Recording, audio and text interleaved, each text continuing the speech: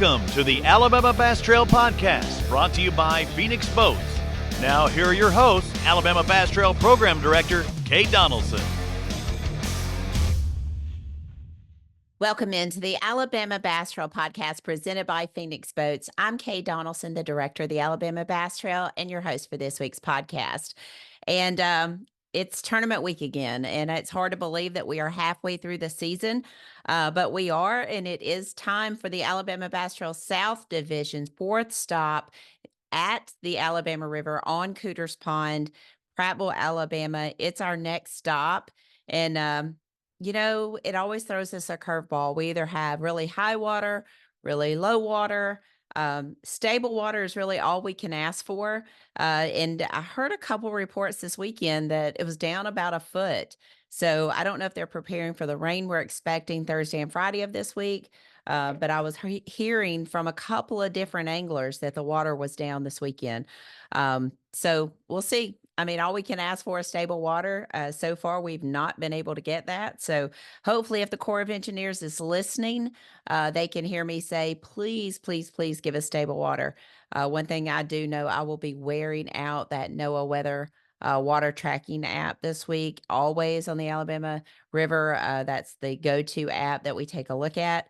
So we'll be looking at that quite a bit over the next few days. But before we get into the Alabama River and all the other things that we have to talk about, one thing we really need to talk about is some news. And I'm not going to do the new news because that's the whole Travis Kelce, Jason Kelce, New Heights kind of thing. But we do have a lot of news on the Alabama Bass Trail. And leading off with the news this week is Mr. Ben Cole, our drone extraordinary video guru. Ben Cole and his wife, Shelby, welcome in their first baby.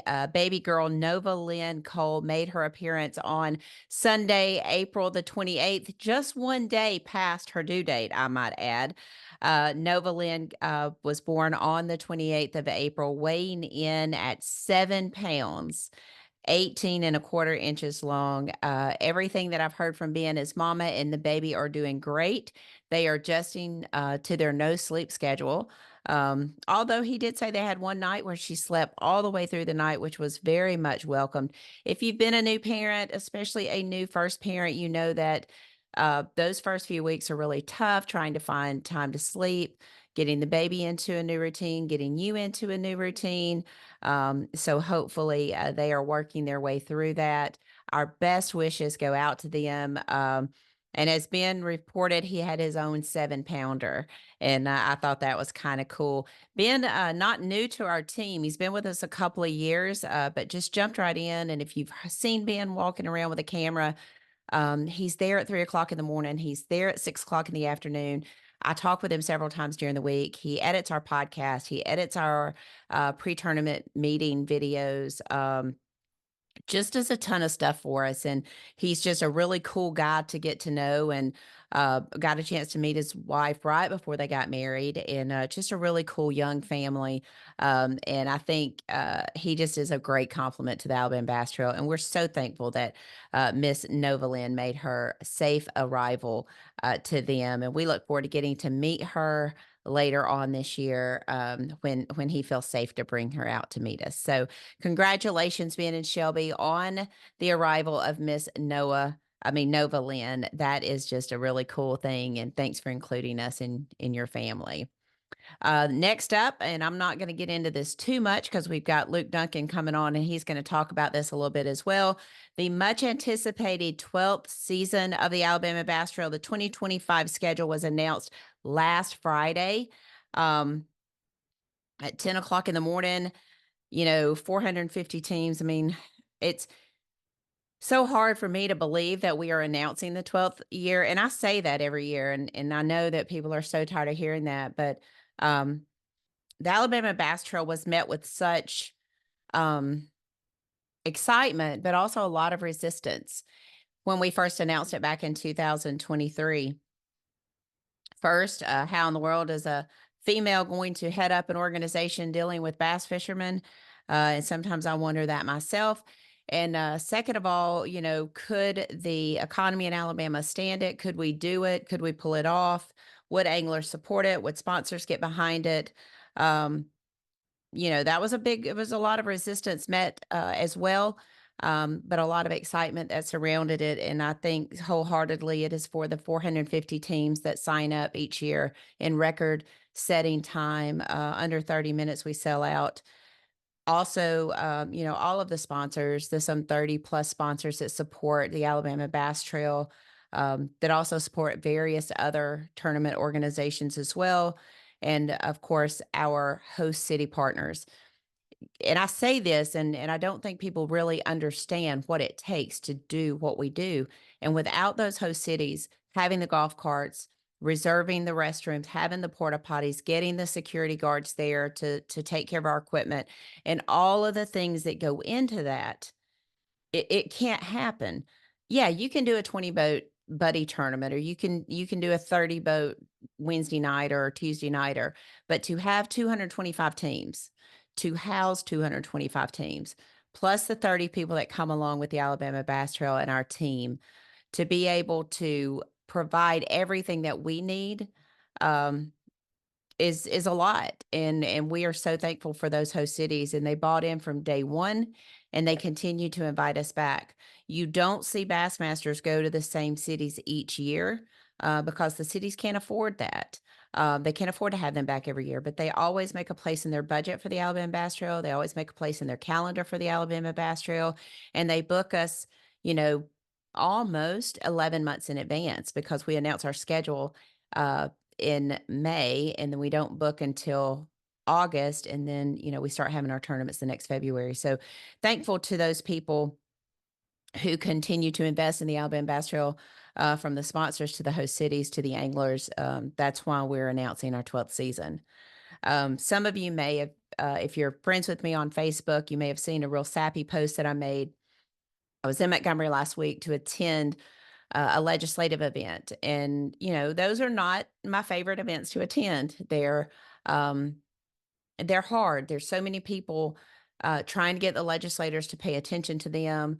They are trying to tell their story in a very short window of time, in very hot environment in Montgomery outside the first week of May. But it is something that we do in an effort to showcase what we do, what we've created in the state of Alabama, what economic impact we've been able to derive, and tell our story and brag on ourselves. And I love to brag on the Alabama Bass Trail. I love to brag on our team. I love to brag on what we've done. You just have a very small moment in time to do that, along with 30 or 40 other people. So not one of my favorite things to do, but it is part of the job. And I respect my boss a tremendous amount for putting all that together out of the Alabama Mountain Lakes office. They arrange all of that, and I basically show up and attend as some of the other attendees. So very thankful for the opportunity to get to do that. But I did make a sappy post, because I never go to Montgomery, that I don't go and park close to the Capitol steps and take time to remember September 30th of 2013, when we stood on the stage of our old trailer along with Governor Bentley, Gunner Guy, Senator Arthur Orr, Lee Centel, our state tourism director, my boss, Tammy Reist, and we stood there and we announced the very first season of the Alabama Bass Trail Tournament Series. And I mentioned in my post, I think you should always remember where you came from, whether that's professionally, personally, whatever. But you should not let that cloud your vision of where you're going. And I don't think anyone sitting on that stage that day, I certainly know I did not think about how big this little tournament series could get. But I did reflect on that day, and I did cry just a bit because of my great friend Big Daddy Lawler, who was there, who was so excited to see Miller's Ferry on that list year one.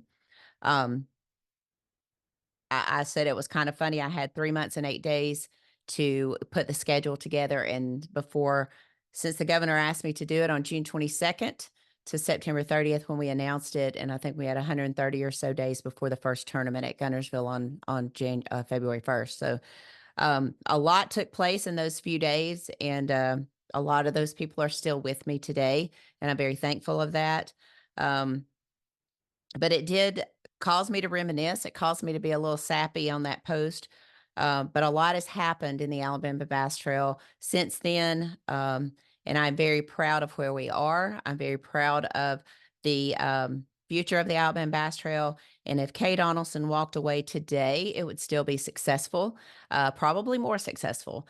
But I'm very thankful for where we are, and I'm very thankful for the people that are involved, including the entire Alabama Bass Trail team. So I won't say too much about that.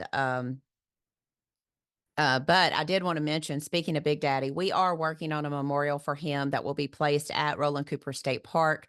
I know a number of you probably think that that should have already been done. There are a lot of people that are involved in that. It is a cooperative effort between the Alabama Bass Trail, between the Alabama Black Belt Adventures region, as well as the Department of Conservation and Natural Resources, the Alabama State Parks Department, and a few others are located around there in Camden. We're going to be using some timber from the Lawler Timber Company to build a structure, along with a local artisan there who is going to make a metal structure that encompasses Big Daddy's what he has meant to the Black Belt region, to the area of Wilcox County, and to the Alabama Bass Trail. So we have that artisan working. Miss Pam Swanner down at the Alabama Black Belt region is going to be working with a local contractor to use the Lawler timber to construct the actual structure. We will mount that metal piece to it, and it will always be there at the point at Roland Cooper for anyone to come and visit. So we'll be working on getting it constructed. We'll be setting a date for its unveiling, and certainly inviting everyone who would like to be there to celebrate the life and contributions that Big Daddy made to the Black Belt region. So not only to the Black Belt region, but to the state of Alabama, and to the certain people that he influenced a lot, like myself. So please bear with us. We are trying to accommodate lots of companies as well as lots of schedules on that. So we'll be in touch and update you guys on when that will be. But before we talk about the Alabama Bass Trail schedule, we're going to welcome in Luke Dunkin. We're going to do that in just a minute. We're going to take a short break, go to a commercial. We'll be back in just a moment with the voice of the Alabama Bass Trail, Mr. Luke Dunkin, to talk about the 2025 schedule and also break down the Alabama River. We'll be back in just a moment. Research and development is more than just time in the shop for us. It's time out here, sweating the details, making boats that work as well in the real world as they do on paper. From our R&D team to our anglers on the water, we have the knowledge and passion to build you the finest fishing platform in the world.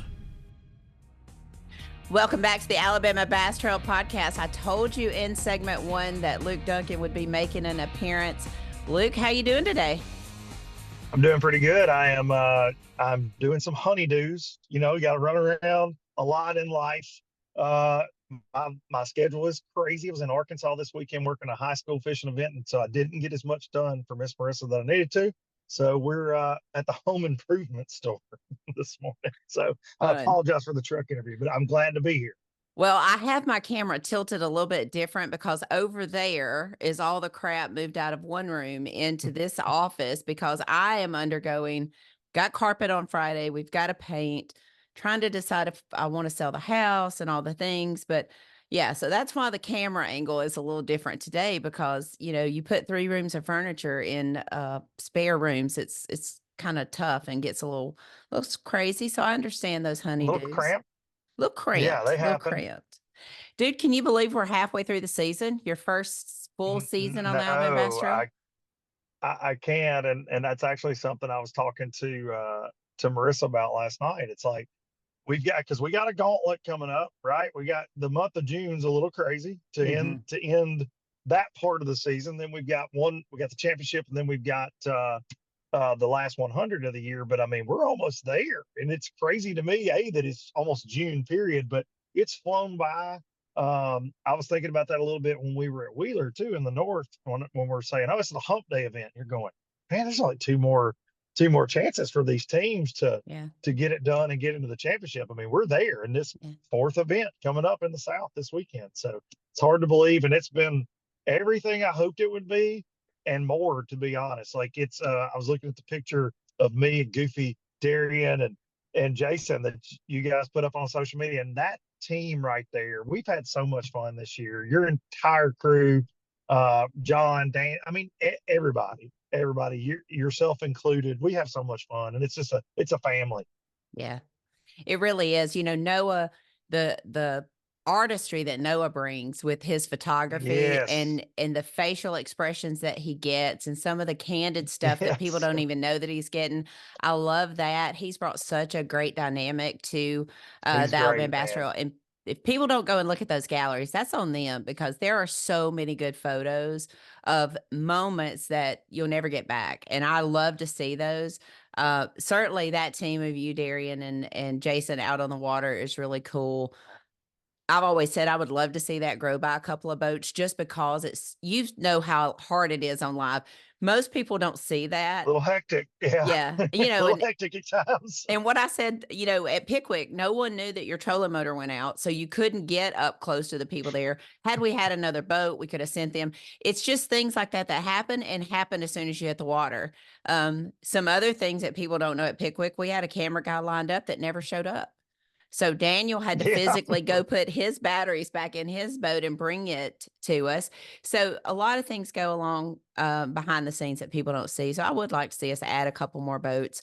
That's going to have to be They would, I think people, Miss K, would appreciate our text group during the day, or if they could hear all the chaos. You're directing traffic, you're in front of the camera, trying to be, yeah. on camera as host, and then you're texting us, go find this person, go find that, and then you're in our ear. We're like, we can't find them, and we're looking at the trackers, and we're all running around, and we're trying not to get in each other's wake and try not to be in the same areas. It is organized chaos at its finest, but I feel like the end product, at least I hope, comes out pretty smooth, but it can be interesting at times. It is. Sure. It is. And I am trying to direct y'all to certain people because either I've gotten a message from them that they're catching them, or there's a storyline there as far as like how they are doing in the points. Did they win here last year?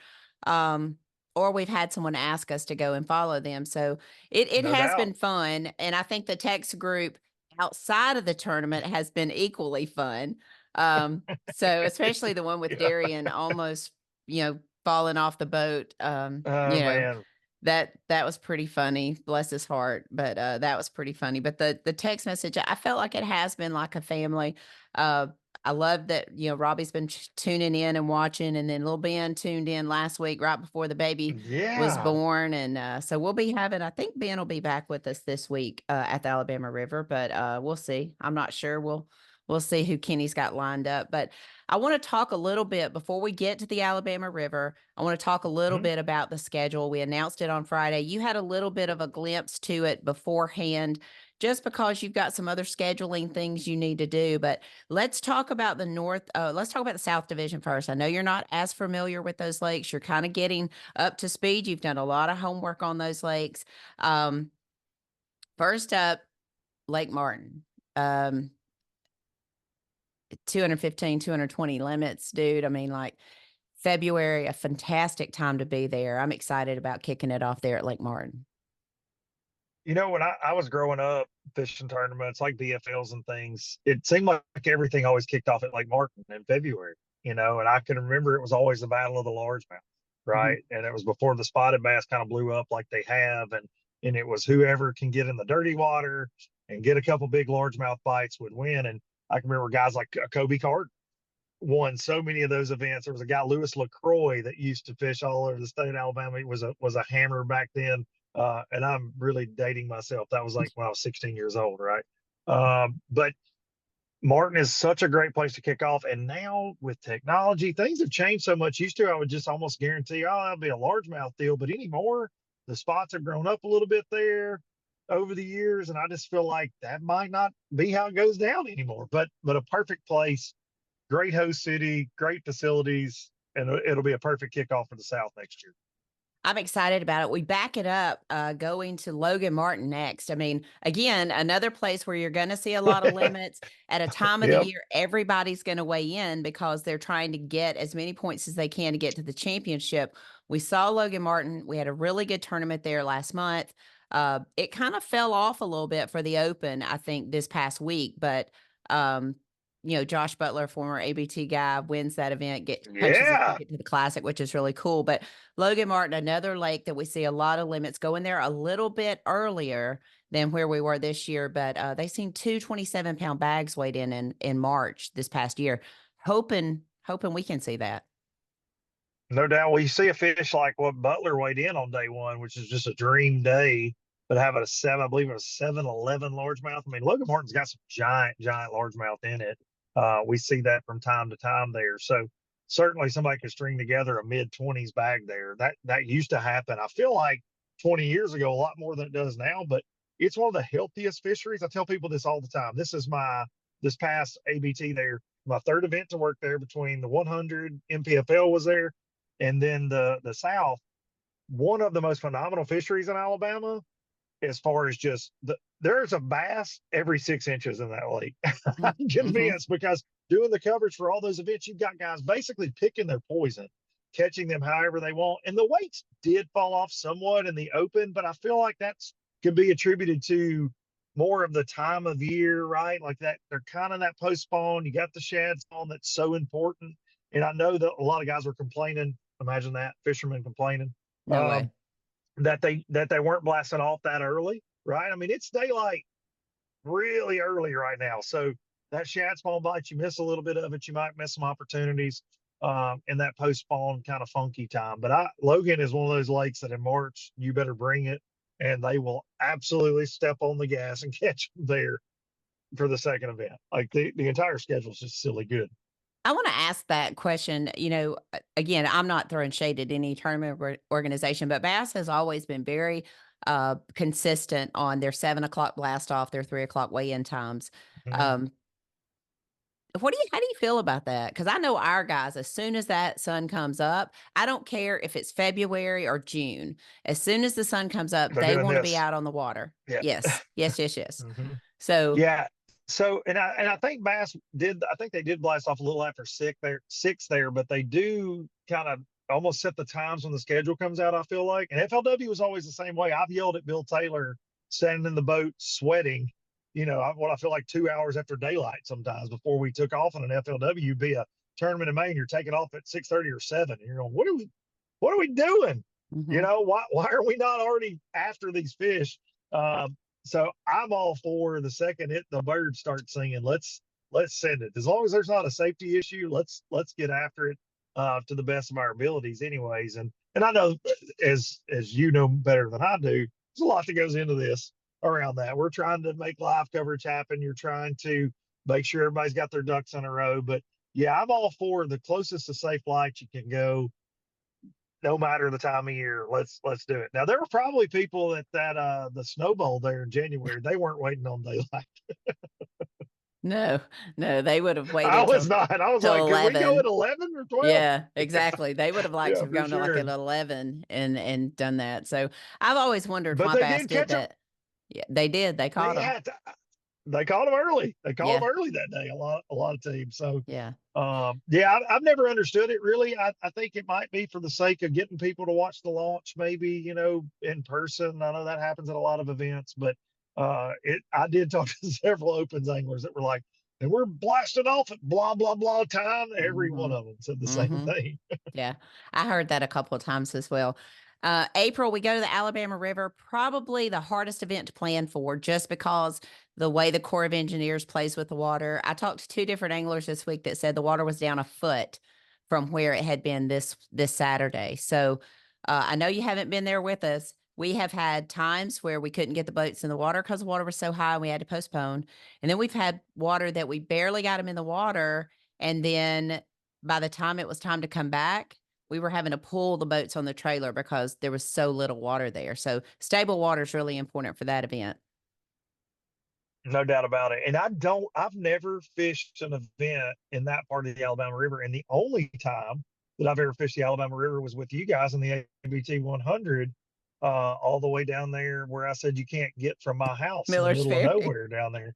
Miller's Ferry, awesome fishery, full of fish. But I've never fished out of Prattville there at Cooter's Pond. So I know water level. I compare it to like the upper end of Pickwick in a sense. uh, where depending on generation, it's like a tidal fishery. Yeah. Those fish really have to adapt on the fly, especially the shallow fish, because it can change within an hour Hmm. sometimes. So finding that stable pattern can be difficult. And I know you guys have, like you said, you've faced it before, whether it's flooding or low water. So that's always, and it's the same thing going into this week. Water level is the biggest storyline always.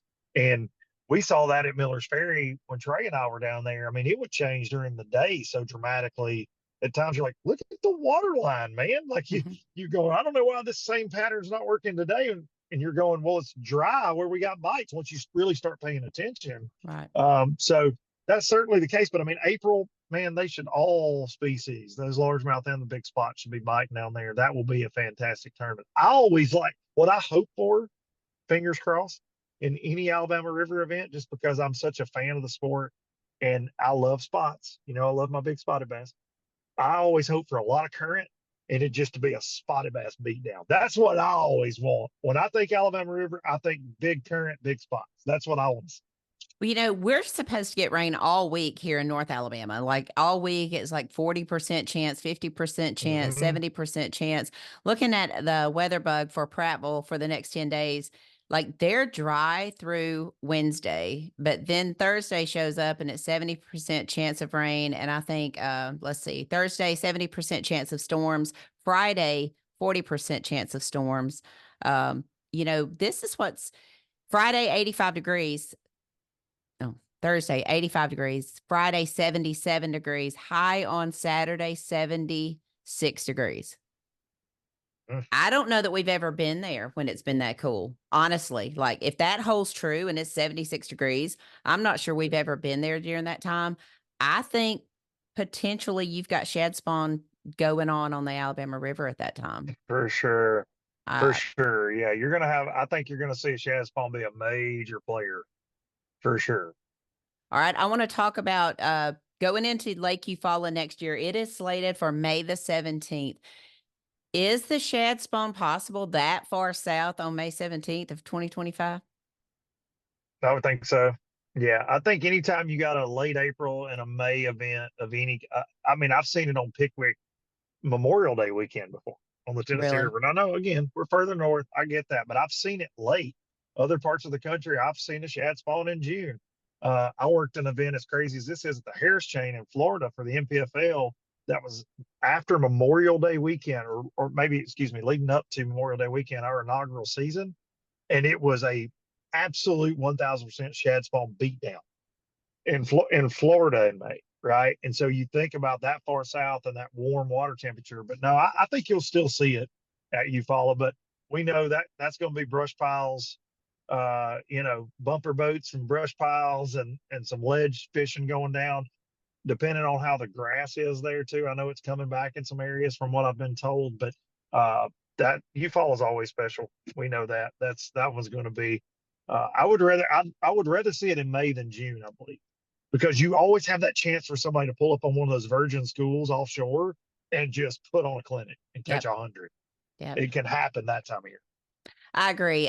Shane Powell had a video on his story this week of a gator swimming up to his boat. Dude, he said, "Do you see the conditions you put us out here? These life-threatening conditions." I said, "Look, dude, it's April. You're not fishing. You're not practicing for our event in June right now. So you're out there fun fishing." So, but dude, the gators No down doubt. there, the wildlife down there is just incredible. So, It's cool. hopefully we'll have Gator Cam back Yeah. up this year. We've done that before and posted one on the trailer and been able to capture the gators inside the basin there. But finishing up in 2025, we'll finish up at Lay Lake. Usually that tournament dominated by Chris Rutland, Kobe Carden. I think it's that's going to be the watch there. I think you're going to they're going to be in the top of the points. They always are. But Lay Lake, I think 4 out of the 11 years have been won by Kobe and Chris. Absolute, just hard to pick against them, right? It Absolutely. is. Like you can't, it's hard to pick against those guys anywhere, but on Lay, they have had that one circled every time they've ever been on it. You know, they pull up in the parking lot. I say this about a lot of our teams, but if you're fishing a little Tuesday derb and Chris and Kobe pull up, you go, yeah, golly. Mhm. They're just those guys. You're like, man, we're fishing for second, Yeah. potentially here. So, not having the best year this year, I'll say that by their standards. They're outside of that top 10 right now. I believe in the standings, but not, it's kind of out of the norm for them. And I think we'll see them pick up the pace in the last couple of events. But late in June next year, can I just get in the boat with them and ride around I mean, instead of certainly, chase them? we've got to chase them. I mean, that's got to be the thing is we've got to chase them. I should have had this pulled up so that I can kind of look at that AOI standings. Not traditionally do they fall outside of the top 10. They've never been outside of the top 9 at the end of the year, currently sitting in 13th place in the standings, about 25 points behind um, ninth place. This has got, but this lake right here, the Alabama River that we're coming upon, we've seen 80-point swings. So they're not out of it by no stretch of the imagination. So we'll talk No. about the Alabama River for 2024 here in just a little bit. Let's go to the North Division. This one's going to be fun. Kicking off at Smith Lake, we've done it before. 23.5 pounds has won there. Mark McKeag, Tim Hurst have won there then. To me, just me, the colder water at Smith Lake just makes the fat girls bite. I mean, those fat spots. That's it. You're going to be around the middle of the month. No, first of the month, around the 8th of February. First of the month. Yeah. Yeah, going to be wet. Early. Hopefully, the last time we have had an event there that flooded us over to Sunday, and then by Monday the water was out to the road. So it's an iffy event as well. But I think starting off at Jasper, I think anyone who's fishing the Alabama Bass Trail North Division for the first time, you cannot ask for a better experience than what our guys experienced this year and how they get those boats in and out of the water, the volunteers running those golf carts. If you're fishing the Alabama Bass Trail for the first time and you're coming to Smith Lake, you're in for a treat. Yeah, Smith is one of those places right there at the dam in the city of Jasper that no matter the event, whether it's an Alabama Bass Trail or any other event that I've been fortunate enough to fish on that lake so many over the years, they roll out the red carpet. So to start your year, especially if you're going to be a newcomer to the Alabama Bass Trail, just go ahead and get ready. It is absolutely one of the best places. It's a gym. I love Smith. It's always near and dear to my heart. Fished there a lot with my dad growing up. And that time of year, like you're saying, cold water always brings out those little bit bigger spots. And as technology continues to teach us more and more, I think that one will be a fantastic event. It will take a lot of weight.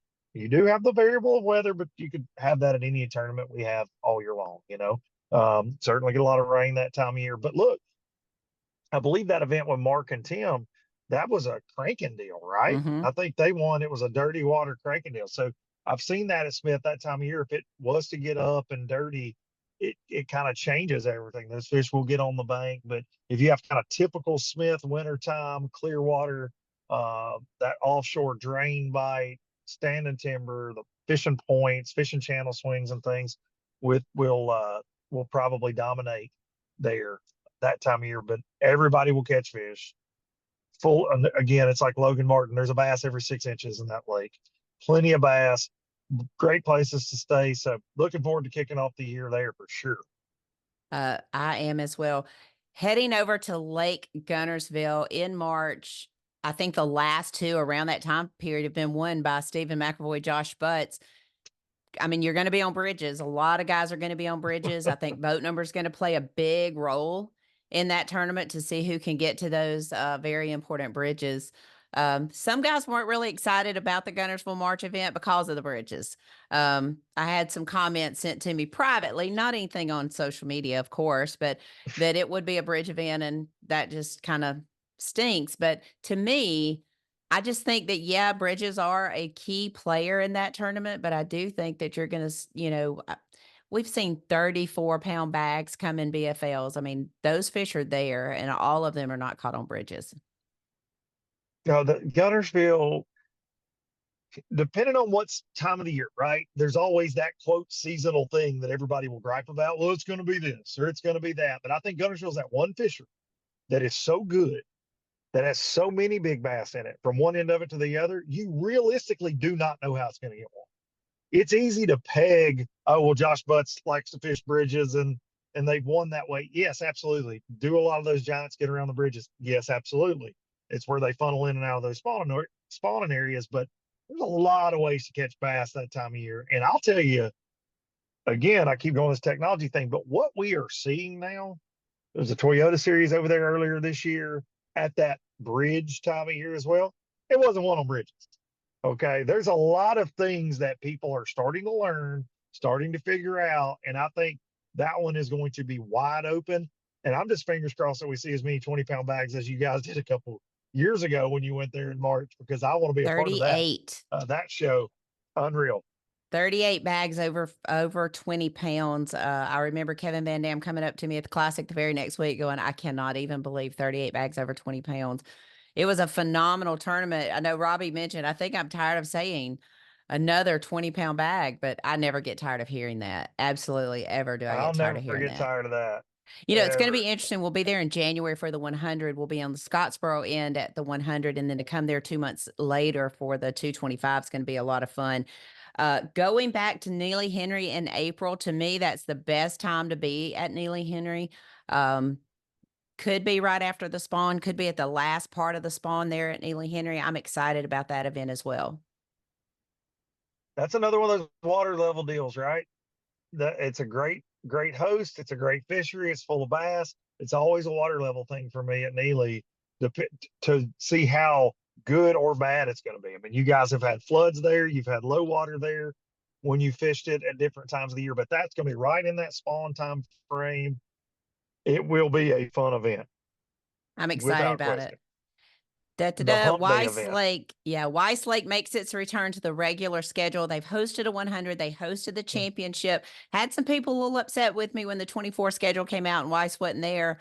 But they hosted a 100. They hosted the championship all in the same budget year. We put them off to the 2025. We'll be there May the 10th. Very close. I think maybe Mitch Mitchell, Candler McCollum won there the last time we were there in May. Not a traditional win for them, but Weiss Lake, just this past weekend, I wrote it down. The Coosa River Team Trail was there, 1691, a 595 big fish. That is not typical of Weiss Lake. I don't think that's what we're going to see. But I am really pumped about going back to Weiss Lake pre-June. Yeah, I am too. That's always a shad spawn deal. I feel like for the most part, boat draw will be important in that one too. You can still have some late spawners over there as well, but I've always loved Weiss. I love to swim a jig. There's so much short grass, so many shallow targets that you can hit over there. And I think that one will be a fantastic event. I'm glad to see it back on the regular season schedule as well. I think it's one of those staples. Again, like when I was back in the day fishing all kind of team trails and BFLs as a kid before the ABT existed, Weiss was just always, you were going there in April and May for the most part. You know, I love being over there, so I'm looking forward to that. Yeah, putting in at Little River, at Cedar Bluff, that little hotel, motel store that was there. I remember a lot of BFLs going out of there before the Alabama Bass Trail started, and then the development of Leesburg Landing. They truly embrace fishermen, whether it's crappie or bass. They truly embrace fishermen in that community, and just to see the development of the different restaurants and things that's come along over there, it's been really, really a fun journey. I've been working with the city of, whole Cherokee County for soon to be 18 years. I've been at the Alabama Mountain Lakes Association. June 1st, I think, will be my 18th anniversary there. And I've worked with them ever since I started. And learning crappie fishing, you have to go to Weiss Lake to learn crappie fishing. And I did. And I've just loved watching the growth of that community and its sister community with Gadsden too. The development of their riverfront has been fun to watch. But I know this next one has got to get you fired up. I mean, Pickwick Lake in June, it's going to be a ledge deal. Maybe some fights break out. I don't know. But dude, that ledge deal, if you get a lot of rain, you could still have that horseshoe kind of that current deal going. But I think you're going to have to get out on those ledges if you're going to plan on winning Pickwick in June. Yeah, you better. I feel like, but you know, the grass there plays now a lot too, so you can't downplay, you know, the possibility of catching a big bag out of the grass. But I would say put your money in that ledge game if you're going to pick a winner for that event. And yeah, to end the year, we got to start the year in the north at close to home. You know, I Mhm. consider Florence like a second home to me right down the road, but get to end the year next year in the north at home. That's going to be a lot of fun there. And it's always interesting to see as fishing pressure rises and you know everybody knows the deal, right? Like you and I are sitting here talking a year out about us ledges. So you're gonna have 225 teams trying to figure that deal out, and it's always amazing to me to see the cream rise to the top in these tournaments where everybody essentially knows what they should be doing. The guy that figures it out on game day gets in that right rotation, what the team did to actually get the bites to put them over the top. That's always what I love the most about tournaments, but especially on lakes that I know very well, I like to see the guy that figures it out, the team that figures it out. And look, I know you keep up like I do with all the goings on. I saw Cameron Gautney and Ty Cox weigh in an almost 11-pounder this weekend. Mitch Mitchell has weighed in a 9 and a 10 this year. So there's some things going on down there in the old waters of Pickwick. I was just looking at the Midway Marine Annual Bass Fest results as you were talking about those two teams. Mitch Mitchell, Candler McCollum weighed in 27.58, took home $10,000. Cox and Galtney 26.78. Looking through here, there's several Alabama Bass Trail guys in here. You had Dowdy Llewellyn, they had 1963. They were in 11th place. Staggs and Wright, the first winners ever on the Alabama Bass Trail, had 1961. And then Bussey and Webb, 1762 for the 15th place check. They do a big bass, they do a big smallmouth, and the smallest 5 limit. So 91 boats and the smallest limit was 1129. So, I mean, not bad fishing there for the first week of May on Pickwick. I think, I've listened to how bad Pickwick has been over the last 2 or 3 years. Dude, I haven't seen it. The results that we've seen, I haven't seen that. Well, I haven't either. Other than in the standings as far as the overall weight, we're not we stopped seeing those 25, 26, and 27s, I felt like, but this year there's been a lot of it. Yeah. So right, I mean, between our event and what we're seeing now this late in the year, normally early May, late April, early May is not historically where you're going to see 10-pounders and 27s and 26s, and that's happening down there. Those fish look really healthy. It's great to see, but June next year, I hope it takes 25 plus in the ABT, and I would almost guarantee it will. I'm hoping so too. Wheeler Lake Championship, first time we've been back since 2015. I think you were there for that, maybe. I can't remember. I didn't look at the I standings. can't remember. But I want to just point out this is my home lake, and I'm awfully proud of it, especially the way it produced 2 weeks ago. But still, in 10 championships, the Wheeler Lake 2015 championship is still the overall heaviest weighted championship in Alabama Bass Trail history. 41-41 on 2 days. Billy Sharp, Kevin Stubberfield, they took the win.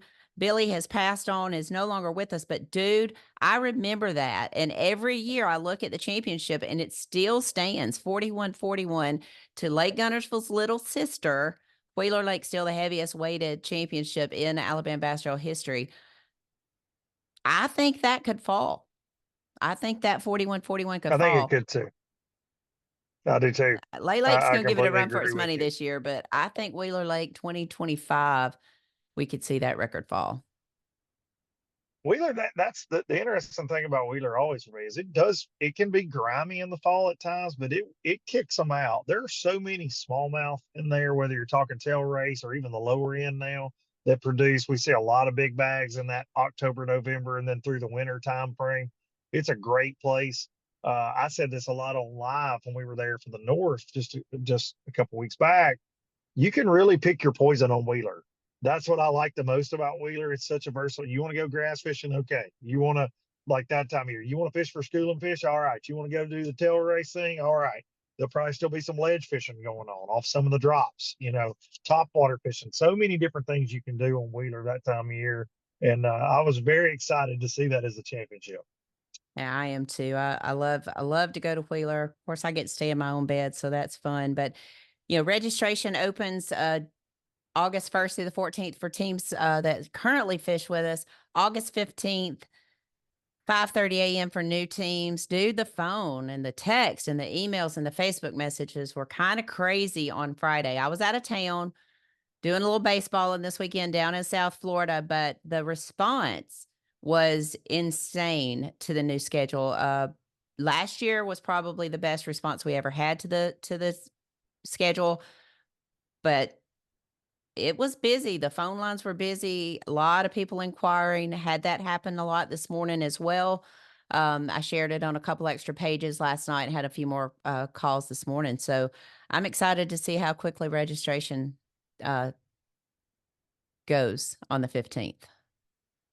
Maybe. No doubt about it. I'm sure it'll go about like you see every year. It's gonna fill up quick. You better get there early. Have your credit card ready if you want to be in either division or both. It's not, you can't dilly dally, as my grandmother used to say. Don't dilly dally around. You'll miss That out. is true. That is true. All right. We've talked about 2025, but we still have business to handle in 2024. Heading south this weekend, Alabama River, Cooters Pond, and Prattville, Alabama. And I said it earlier and I'll say it again. If we can just get stable water, that's all I ask for. It's just stable water. I just need stable water. Let us get them in. Yeah, Let us get them stable, out. whether that's high or low, right? Just I know, stable. high or low. Just let us know what it's going to be, and don't drop it 12 foot after we put boats in the water. That's what happened a couple years ago. I mean, we went to an area, guys were talking about fishing, and we couldn't get in there because it was dry. So, I mean, I'm really hoping for stable water. That's all I really ask for. We got 70% chance of storms on Thursday, 40% chance of storms on Friday. That's going to give us a little bit of an issue as far as parking goes. There's very little concrete parking around that area, but our team will figure it out. Trust me, that Noah Water app will get a workout this week by John, myself, and Daniel taking a look at that. But let's talk a little bit about the South Division, who your teams are. We got Josh Chapel, Paul Davis. They won an event on Logan Martin. They're already in the championship, and that's good. Not traditionally their best lake. I'm not going to pick them this week, and that's probably going to hack them off, but not going to pick them this week. I'm going to go look at the AOI standings, pull that up right quick. All right. Let's talk about who you like on the Alabama River this week. Well, I think a broken record in all of these that we do, but I'm not going to pick against your Angler of the Year leaders, Mark McKeag and Tim Hurst. I'm just not. On a predominantly shallow fishery like the Alabama River. I know they're Coosa River guys and all that jazz, but they also just won at Lake Martin. Like you said, they've won at Smith Lake. They can win anywhere. They are absolute hammers. So they're top on my list. I'm going to pick them. Would not shock me at all. They did not have a great event at Wheeler a couple weeks ago, by their standards at all, right? And so they've really got the momentum in the South, though. They're leading the points there. And I feel like they keep stepping on the gas. And they have a great event. I'm going to say another team that I've picked all year, and they're right there in the AOI race, Goggins and Knight. Anthony Goggins, CJ Knight. Again, Coosa River guys. We've had 2 events on the Coosa River. I get it, but I think you see them. They know current. They know how to fish shallow largemouth if they got to. I think those guys will be tough this week. Brian Adamson and Ryan Lloyd. I know they've got a win here. They're also in 6th place in the Angler of the Year race. I'm not going to pick against those guys this week at all. One that might surprise you for here as well, Terry Tucker, Jeremy Green. I got them in my 5 this week. They came dang close at Logan. Really close. Really, really close. And the disappointment was all over their face. Like, I get to see those moments, right? John and I and Daniel, I know everybody sees it watching, but I'm right there. I feel that emotion. I see it. They were deflated by not winning Logan. They're 9th place in the Angler of the Year. They've been on a crazy, great run. They love to flip. If they get the right water level there, it could be a Terry Tucker, Jeremy Green week. It wouldn't surprise me at all. And then I'm going to pick Bain and Collie in my top 5 as well, just because they just always right there, man. Always. Let me Adam Bain, see. Chris Collie. Are they fishing the South? I thought they were in it.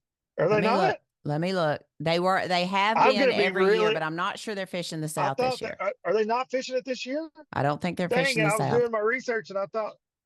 Of course, I'm wrong on the podcast. I'm sorry, Adam and It's Chris. okay. It's Of okay. No, course. dude, seriously, I had them written down myself and had to go back and scratch them out because I was like, Okay. let me look, because they weren't in like I the thought top they were there. 75. And I'm like, they're always in the top Okay. 75. Well, then So they're not. Well, then they're not fishing. If they're yeah. not in the top No, if 75 of they're the not in the points, top then they're 75, they're not not fishing. fishing. Um, so yeah, I wrote them down and had to scratch them out too. So don't feel bad.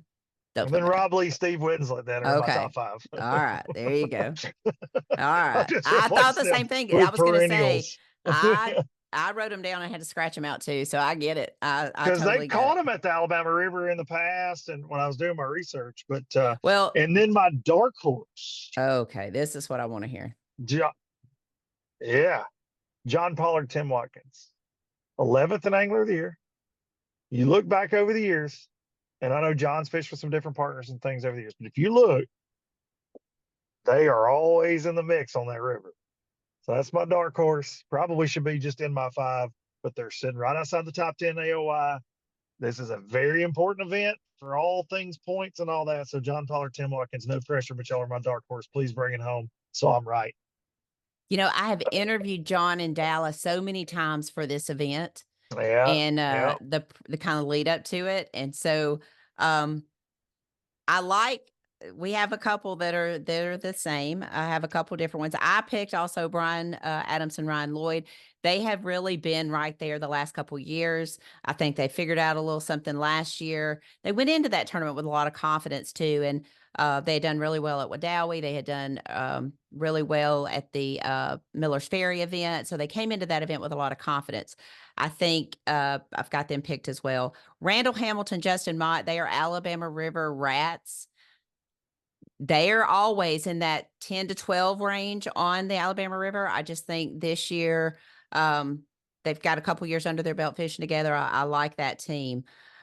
Terry Stevens, Gabe Aldridge. Terry finished 3rd there in 2023 with Kyle Dorsett. He's fishing with Gabe Aldridge, who won that event. I believe it was like 17 or 18. He fished with another partner, but I like them on that river. I think that could be a good team. Certainly a top 10 finish from them. I see that. Foster Bradley, Nick Harris, they've done well at the river in the past. They've been very consistent on the river. They just typically have a win every year. It's like every year they find a different event to win. So I have them in my top 5. Rob Lee, Steve Winslet, I have in my top 5. They just don't have a win there, but I think they probably consider that some, at least Rob considers that a little bit of a home water. He fishes there a lot. I couldn't pick a dark horse. I have 3. And I just couldn't whittle it down. CJ Knight, Anthony Goggins. Not that they are really a dark horse. Anthony Goggins is a river rat. Loves that type of fishing. He loves that down and dirty kind of fishing. And I think that's what we're going to see this week at the Alabama River. So I have them, another team that I cannot believe doesn't have a win on the Alabama Bass Pro yet. They're always consistent on the Alabama River. Shane Horton, Brandon Horton. These guys, such a cool team, father-son deal. Love that. I just can't believe they don't have a win yet. So I got them as a dark horse, and I've picked these guys as a dark horse before. Frank Bradfield, Tyler Morgan, they just catch them, and they are just that fly under the radar team that just, you never hear from them. They're just there. They show up, 18 pounds. You're like, what, huh? So I have them. I noticed neither one of us picked Chris Rutland and Kobe Carden. Yeah, and we'll probably regret it because they're due. Having this year, they're having, like you said, 13th in AOI. They're not having, and I mean, and that's great. It's 225 teams. If I'm going into the 4th event of the ABT, I'm pumped for the 13th. Those guys are not pumped with that. No, not at all. Not at all. So I think with 2 to go, when are they going to have that event this year where we go, oh, okay, there's Chris and Kobe, because we've not had it yet. Out of 3, we just haven't. So would them winning on the Alabama River would be the least shocking thing that happens this year for me. Wouldn't surprise me at all. It's not like their home bodies of water necessarily, but they've got Right. so much experience down there. They've fished a million tournaments out of Cougars Pond. Wouldn't Yeah. shock me at all. Well, Chris Rutland, Kobe Gordon, they finished ninth at Lake Jordan. And I think that was a little surprising to them. I don't think they thought people would catch them that good. And they flat caught them at Lake Jordan. I don't know that we've ever had an event there that was that exciting, especially to kick off the year. So many spotted bass, such good weights Yeah, they there. crushed down there. They flat crushed them. So I'm, I'm kind of, I thought it was odd you didn't pick them. I really thought that you would pick them, but I'm like you. It would be the least surprising thing that we've seen in Alabama bass trail history if they win the Alabama River. So I'm excited about it. I'm excited about it. We'll be more than halfway through the season after this one. Anything else going on in the bass fishing world that you need to get off your chest or anything like that? Yeah. Okay. Yeah, there is actually. I wish I had a podcast where I could talk about this kind of stuff. No, I will. I'm actually going live tonight, but about a lot of things in bass fishing. But you know what drives me crazy? I want to say this. I want anybody watching this. I get this forward facing sonar debate and this and that, and everybody's got to give their 2 cents because we've all got opinions, right? You know the saying on that. Well, when Josh Butler won, I've never been more offended by some of the comments I saw, and you see them all the time now. It's just going to happen. But people labeling him as like this snot-nosed young kid. I saw more disgruntled men taking shots at Josh Butler that didn't watch the tournament, don't know how Josh caught him, don't know anything about Josh. But Josh is a seasoned veteran that is one of the best fishermen ever pick up a rod and reel from the state of Alabama, period, in the story. I'll stand on anybody's coffee table and say that, right? And I get people have to make those comments, but if your immediate go-to is to say something negative instead of just congratulations, no matter how somebody wins an event. But Josh he's not a scoper. That's not what I think of Josh Butler as being ever in fishing. Like that would never come to mind. But I saw so many comments yesterday. Hudson was playing basketball, so I had a little time in a gym, so I was scrolling some of this stuff. It blows my mind that people talk that way. I saw a couple comments like, well, Bass only cares about these newbies, these new guys. I'm like, new guy? This guy's fished. He had great events with FLW when he fished the invitation. Like this dude is a stone cold fish catcher. Mm-hmm. He didn't just roll out of bed and be a young guy. But then something else I also want to give a shout out to that I think needs to be said because he's solidifying it more and more every day.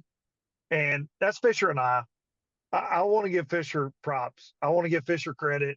He is, I know he fishes like a banshee all the time, but that young man is not letting the pressure get to him. And he is showing up and showing out in a lot of events against a lot of fantastic anglers. And he's 18 years old. Mm-hmm. And I think that there's a lot needs to be said for that. He's an ABT. Him and Ryan are leading the North points now, I believe, after this last event. And just came away with a 3rd place at Chickamauga. Also a young man that he's not an Alabama native, but a young man that won that event, a UNA angler. So there's a lot of positivity happening in the sport of bass fishing.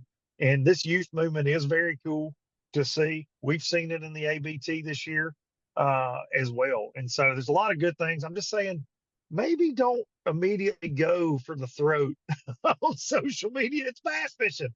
Be proud for people. It should be exciting, some of these things that are happening. And man, guys like Josh Butler work their tail off. So he's going to the Classic, man. And to win at Logan, to win in front of family and friends, I'm so proud for that guy. And one last thing, congrats to Zach Burge on winning the BPT there in front of his friends and family. Zach and I have been friends for many, many, many years.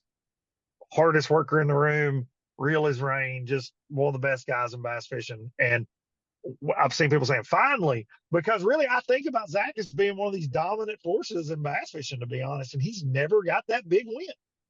He's never got it. And it's crazy. 8 or 9 seasons of it. And now he won in one of the most difficult tournaments we've seen condition wise in a long time. So congrats to Zach and his family as well.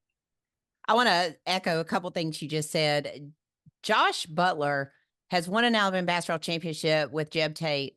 He had a tremendous career on the Alabama Bass Trail, won lots of money. I'd have to go back and calculate it, but has done phenomenal on the Alabama Bass Trail. Fished the Alabama Bass Trail 100 its inaugural year with Randy Talbert. Put that aside to go and chase the dream of being a professional angler on the FLW. I think the world of Josh. He came into the trailer while we were at Logan Martin. Y'all were live. He came in, sat down, talked to me. You could hear the desire and the want to, and he was there practicing before it went off limits on Sunday. And for anyone who doubts his commitment and time on the water and the commitment to his craft, you've lost your mind, because he is not out there on social media. He doesn't have a loud mouth. He goes about his business. He has done a few sponsor things and things like that, which you have to do if you're going to get any help to help you out there on the road.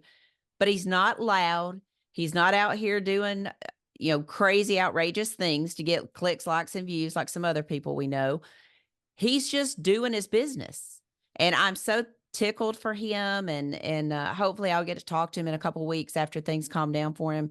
But, I'm excited. That's our fourth person to go to the Classic. We've had Kobe Carden go, Shane Powell, Jordan Wiggins, now Josh Butler. I mean, Jesse Wiggins is gone. He fished with Alabama Bass Trail. So we have a lot of guys that have gone to the Classic. Justin Hamner and won the Classic. So there's a lot of ABT guys that have made it to the Classic, and I think that's pretty cool. But yeah, I saw some of those comments, and it's so hard not to respond because you want to so bad. I do. I know, and I love the fact that you do. I love the fact that you do. Sometimes I do. I let a lot of them slide, but sometimes I see one that's just so absolutely out of hand. I'm like, all right, man. And listen, I had my mother saying, I've probably said this on a show, on your show. I've said it on mine multiple times. My mom used to say, you can't win a puke fight with a buzzard. So that being said, you're never going to change somebody's mind that thinks a certain way about something and whatever. And I think people do it for reaction. So when you comment back to them, you give them that. Yeah. But sometimes I do just get absolutely just stone cold offended. I'm like, really? Yeah. Really? Like, this is what you would say to, you wouldn't say it to his face. First of all, you would nobody would ever walk to Josh Butler as he comes on stage with the trophy and go, hey, you're this and this and this. You would never do it. You wouldn't do it to anybody on the internet. So maybe just throttle back on the keyboard sometimes and just go, awesome, congrats, or nothing. It's like the post to move on. I know. Like, that's the thing. There's no sense in all that. And assumptions, right? Like, you don't know most of the people you're commenting on. You don't know their life situations. You don't know the actual details. Just pump the brakes. It's like another one, Miss K, that popped up that I'll bring up just because I'm proud of him. The Gerald Swindle, Trey McKinney thing. I watched the video on that, and it's and I'd heard, I've talked to G, I've talked to Trey, I've heard the rumblings of how it all went, and it is, and I commented on Gerald's post, and I said, in a world full of folks that are willing to do whatever to succeed, be a G, and I mean that. Just he was doing what he had to do. And it was very clear that it wasn't appreciated, obviously. But what's right is right, and what's wrong is wrong. And I think that Gerald did the right thing in that situation. And I was proud Gerald made a video about it, because I've read a lot of comments, people speculating things again, typing things they don't know, and he's caught a lot of grief over that. And so I'm glad that he made the video and put it out there what actually happened. Well, I was going to comment on that too. I watched the video last night after I got home from South Florida. I watched the video, and I had talked to Gerald about a week ago about this very thing. And this is my opinion. If you are going to require your anglers to file a protest and go through the work of doing that, because their protest form's a lot different than ours. Are you going to back it up? Because a veteran angler 2-time angler of the year, veteran angler, Gerald Swindle, takes the time to fill out that protest and almost nothing's done. Yeah. That bothers me. If you're going to require your anglers to put their name on something and to do something and nothing is done about it. Now, I agree. Not everything is done. Not everything is done how someone writes it down. Not everything is done. But when you've got that much witnesses, that many witnesses, that much proof that something happened, then something needs to be done. And Well, Gerald is not at the taking same shots time, at if young you're not anglers. gonna, no, not at all. But at the same time, if you're not gonna watch the dang meeting, and it's the same for our anglers, we say it all the time. Like, your job is to know the rules. Mm-hmm. If you do not know the rules in the event that you are paying a significant amount of money to be a part of, whether it's a weekend tournament or a Bassmaster Elite Series, you're a fool. Mm-hmm. You should know the rules, right? Mm-hmm. Like, know it inside and out. Like, something with ABT anglers that always impresses me is they want to weigh a big fish, regardless of what the Mountain Dew Big Bass is, because of tiebreakers. It aggravates me that people think that Gerald is taking shots at young anglers. Do they not know Trey Swindle is his nephew? Trey is a young angler. Trey has been disqualified for not having enough insurance. Nothing that affected the tournament. Not one thing about him not having insurance affected the outcome of the tournament. This most definitely could have affected the outcome of the tournament. So anyone who takes a shot at G and wants to say that, yes, Gerald is my friend, but there are things Gerald and I disagree on. We can disagree on it and move on. We talk more about life in general than we do fishing, but I was very upset that people took the stance that they took, that Gerald should not have done what he did. That is the rule.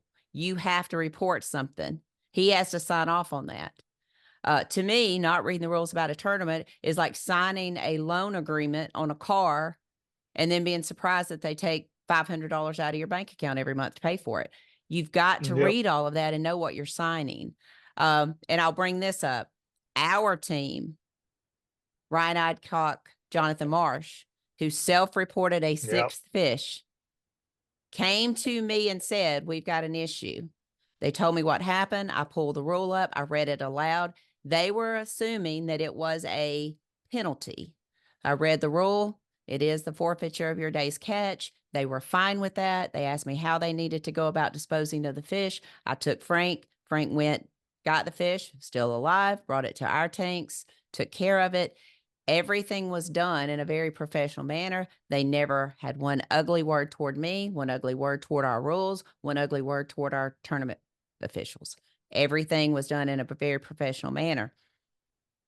That being said, had we turned our shoulder to it and not done anything about it, how can we expect our anglers to respect our rules if we don't respect our rules? So I appreciate those guys wholeheartedly for having the integrity that they have. I respect Gerald for the decision that he made to go forward with the protest. It took a lot of guts to do that, and he's had to take a lot of crap about it. But I think he did the right thing, and I can't say enough about him. Well, and he's been disqualified himself in situations and tournaments. There's been a lot of things that G in his long career have put up with, and he's done and accepted it and moved on. And for me, like you said, he's a great friend of mine. He and I disagree on a daily basis on a lot of things. I mean, he'll tell you that we're like brothers. We'll argue, we'll get in the ditch and argue on all kind of stuff. Trust me, there are things that he thinks are this way, and I think they're the other way, right? But to me, it's pretty dang clear if something is, look, I get the area wasn't marked and all that good stuff, but if Lisa said it, Lisa's the law, right? If she said it, you got to pay attention to it. And I think the overall reaction was poor. Trey's a young man. I get it, but Gerald wasn't trying to benefit himself in the situation. I always assumed that if I signed the rules that I understood them, the way I took it was also that I was supposed to, we're all self-policing. Mm-hmm. That's how that's how Alabama Bass Trail tournaments work, right? We're all supposed to self-police to an extent, because there's not a guy running around with a whistle out there watching everybody. Mm-mm. So if you don't report something you see, you are just as guilty, in my opinion, as the person that committed whatever rule violation. In my opinion, I've always felt that way. If I see somebody do something and I don't say it, it doesn't make me a snitch. It means I'm living by the rules as well. And I would hope that somebody would do that to me. Like, hey, man, what you did is not okay. Understand, and I've got to tell. Okay, you know what I mean. I would hope that that's the case. You know, and look, simple oversight, not watching the meeting. But again, if you're leading angler of the year, I think I would know what's going on. Mm-hmm. I told Trey Swindle that. Trey Swindle had a chance to go to the Bassmaster Classic. He did not cross the T's and dot the I's. He didn't. And after the dust settled, my heart was broken for Trey that day. But after the dust settled, I said, you have nobody to blame but yourself. You understand that, right? That you did everything. You had your tackle ready, right? Yes, sir. Had your boat ready to go, right? Yes, sir. But you did not have every T crossed and every I dotted. And it's a heartbreaking lesson. But Hank Weldon did what he had to do in that situation as a tournament. Hank Weldon didn't want to disqualify him. Not at all. He would have loved to have seen. I mean, he wasn't upset that the tournament ended up the way it did. I'll assure you, he's not pulling for one angler or the other, but he knows that Trey needed that, right? Mm-hmm. He could have easily just turned a blind eye, but that's not how it works. Just not how it works. And so they did what they had to do.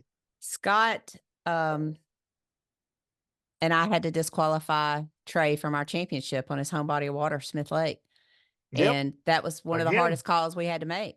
We are both very good friends with Gerald. But Gerald's words were, you got to do what you got to do.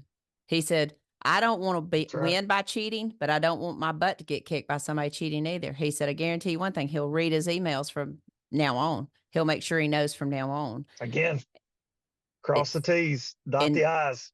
And again, I knew that. I knew that it happened. I alerted Scott to it, and we had to deal with it. I just think you've got to be consistent across the board, and it's going to be interesting to see how that plays out with Bass, because he is leading the Angler of the Year points, and it's going to be interesting to see how that plays out. I'm glad Gerald did the video, but otherwise, I mean, a lot of things going on in the world of bass fishing. I mean. They're, I think, about to make their northern swing or whatever it is. I got some kind of a word. Hopefully we'll see an open schedule somewhat soon, and get to see how that's going to shake out. A lot of things going on, a lot of bass fishing left to do in the 2024 season. I'm looking forward to it. I'm glad to see Zach Burge. I don't know Zach. But I follow him on his social media and stuff. And I wrote down the word that you wrote, finally. And I talked to Josh Chappell and Paul Davis on our podcast after they won. And that word right there, I think, triggered Josh more than anything else that was said was the finally. And I asked him about that privately because I was like, why does that bother you? And he said that was one of the things that came through in a lot of the text messages he received was good to finally see y'all get your, and he said, I don't know. It just triggered me that word finally, they've been close a lot of times, probably the closest loss in Alabama bass trail history. They suffered on Lake Martin, but I wrote that word down when you said it because it did trigger him. So I'm going to try to take that word out of my vocabulary because it triggers people. Well, it does, because it's almost like you put the expectations. Everybody puts enough pressure and expectations on themselves, and it's like you do all this for yourself, right, and your family, no matter what your job or competing in bass tournaments, right? And I think that's why it triggers you, because I've had it happen to me as well. Is it really stinks to hear. It's like, oh, okay, well, I'm not performing to the level you thought I should have been. Right. After something great happens to you, that's the last thing you want to hear. Yeah. But Zach actually said it, I believe, live, as they were capturing his emotion. He's like, man, and you can just see it all. You could coming see out that in that moment. Yeah, man. That was so genuine. And you love to see that too. Yeah. That's good for bass fishing. And if you think everything to do with bass fishing is negative right now, you're wrong. There are negatives, but there's negative in every sport, whether it's Olympics with the doping situation, whether it's Dak Prescott standing in front of a microphone saying he cannot support his family on $34 million. I'm sitting there going, do give me a chance. I bet I could do it. I'm like, watch me, dog. Watch me. There's so many, I'll show you how to spend it too. yeah. I mean, there's sports that have negatives to it, but there are a lot of good. Zach Burge getting his first win was really cool. The kid from UNA winning the Open. Fisher and I, I'll be honest with you. I've known Kelly and Ryan for a long time. I've seen Fisher kind of grow up in it. I knew that he had made the statement that, being a professional bass fisherman is what he wanted to do. We hear that so many times. But there's not an easy way to get there. And people can say, well, he's got his dad's boat. He's got this. Guess what? Jake Smallwood didn't buy a $500 mitt either. Kay Donaldson bought that mitt. He didn't pay whatever it was to play travel ball. We paid it. That is just a source of being a teenager. And yes, some teenagers start out with 16 or 17 foot boats or whatever it is and don't have a Phoenix, 720 or, 920 Elite or whatever. They don't start out with that. But it's no different from me buying a bat, a glove, whatever it is for Jake as it is for Ryan to help his son achieve the dream that he wants to achieve as well. So I get a little frustrated with that, people making it about daddy's money or whatever. Daddy is not doing the time. Fisher is out there all the time fishing. To those comments as well, it's also none of your business. Right. What somebody wants to do for their kids. Right. We all try to do more than we should for our children. Yes. Or you at least should try to provide them the best path you can in life. And I mean, that doesn't bother me. You know what bothers me? My tail kicked in by them. That bothers me. And that's where the comments come from as well. Yeah, true. because I was a 16-year-old that caught a lot of bass at times in tournaments too. And I can tell you it was the same way then. There just wasn't Facebook. Right. Well, and that's the bad side of social media right there is all that negativity that comes from the keyboard that we talk about all the time. I know you talk about the basement livers that that's right. that want to get out and talk about everything on social media. And it does suck, but I'm tickled to death. Fisher's doing so well. They are leading the points in the North. It's going to be a fun end of the season to watch how he performs here. And will he be back, next year, or will he go on to do something else? So it's going to be fun. It's been a fun ride to watch him. I know Brian and Kelly are very proud of him, but dude, I appreciate you taking time. I know you've got some honeydews to do. Hey, when you get done, I got 3 rooms that need to be painted. If you could. No, don't you start. Listen, there's one thing in life I know that I do not need to do, and it is paint. And if you ever saw me paint a room, my grandfather, Richard Peters, God rest his soul, was as incredible with a paintbrush as anybody I've ever been around, cutting in. He didn't need, painter's tape. Like he'd go, boy, get that stuff out of here. He's in there. I'm like, Daddy Richard, we got to have this. He could cut in. Listen, I'd be better off graffitiing your house and just spraying my name on the side, and it still would look like the worst handwriting in the world. You don't want me painting anything.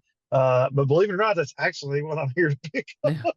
Well, I'm not looking forward to it myself. Just finding the time to do it and getting everything back in its place is what I'm looking the most forward to. But I appreciate you taking some time. We'll be back in just a minute on the Alabama Bass Trail Podcast presented by Phoenix Boats. Y'all stay tuned.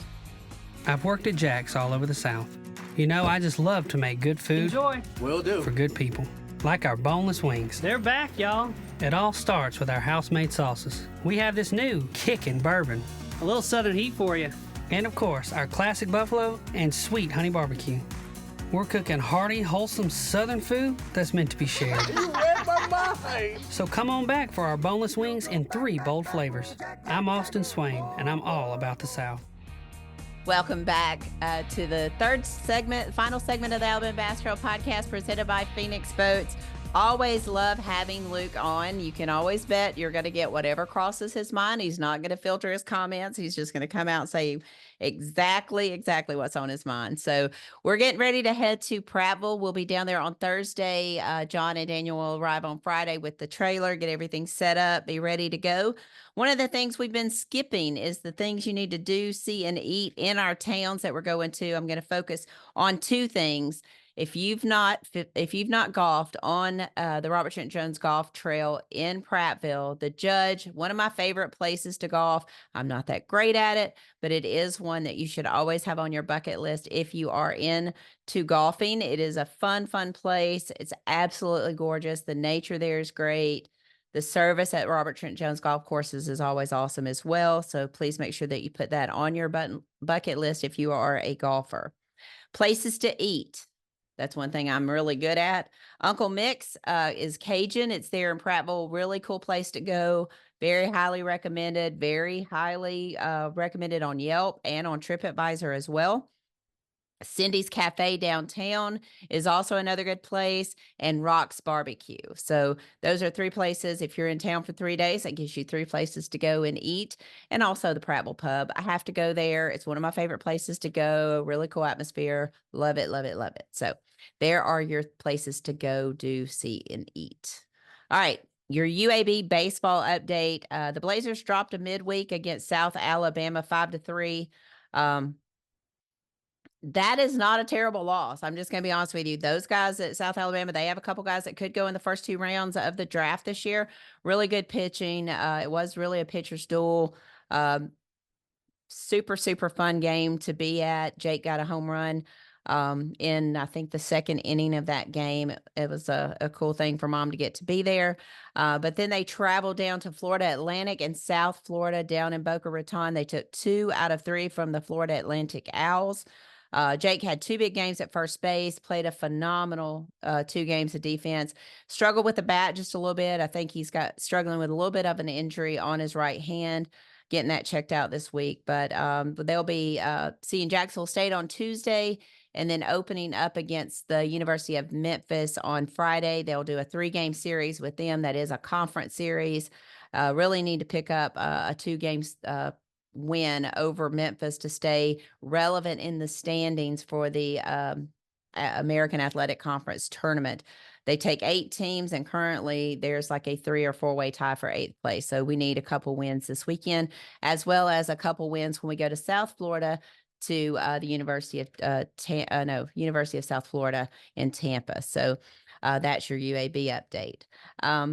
Guys, that does it for this week's podcast. It went a little long, but I always like having Luke on and getting his feedback on the current tournament that we're looking at, as well as looking forward at that 2025 schedule. Again, if you're a new listener, please subscribe, rate, and review the podcast on your favorite podcasting app. And feel free to inbox me and let me know any topics you would like for us to cover, as well as any guests that you would like us to have on. I'm happy to reach out to them and hopefully have them on. Get out and enjoy this slightly cooler weather we're going to experience in Alabama this week. I am certainly looking forward to going to the Alabama River with 75-degree weather instead of 105-degree weather. So get out and enjoy the cool weather this week in the state of Alabama. And as we always say, God bless, good fishing, go Blazers. And as Big Daddy would always say, get outdoors. Y'all have a great day. Thanks for listening to the Alabama Bass Trail Podcast. To learn more about the Alabama Bass Trail, make sure and visit alabamabasstrail.org.